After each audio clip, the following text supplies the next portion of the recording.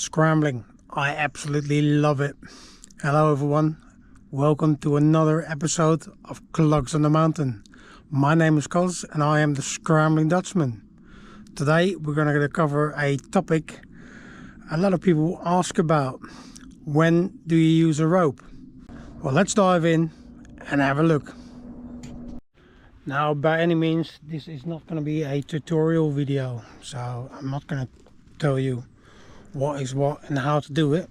Best thing I recommend you to do is to follow a learn to lead course. Well, unfortunately I have to disappoint you. There's no real answer to it. The recommendations start at grade 2, where it becomes more advisable. However, there is a lot of people that will happily solo a VDIF. So yeah, it's quite blurry. For myself, I'm happy to rope up at a grade 3.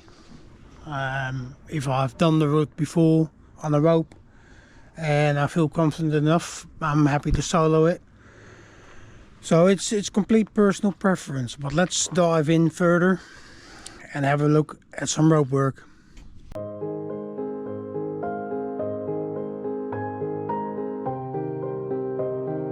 When you hire a guide in for the day to do some grade 3 scrambling, they'll put you on the rope.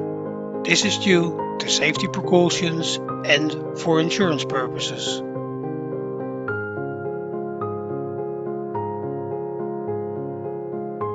Moving together is a popular method during scrambling due to its fast nature.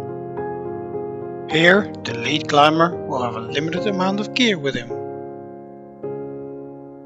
The only time gear will be used will be on difficult sections or a change of direction in the rope. The rock itself will be used for friction for belaying of the second. This is not one of my preferred ways to do it, and I definitely think the next option is much safer. Some might argue you're actually climbing, but by placing gear and building belays, it's much safer. Here, the lead climber will place protection by using cams,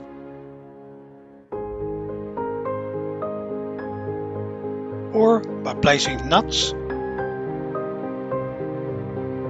or by placing slings, or by placing hexes.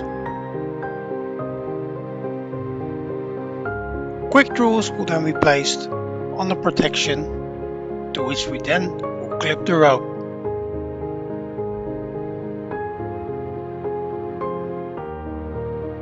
At the belay station, we will build an anchor by either using gear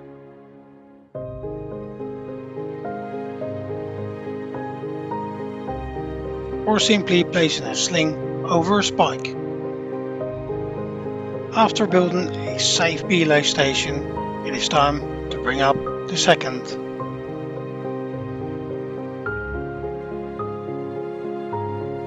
Knowing your nuts is also important, like the clove hitch, Italian hitch, and most importantly, figure of 8. Make a snowman. Put a scarf around it. Yeah, and then poke him in the eye. Boom, and here we go. We got a start of a figure of 8.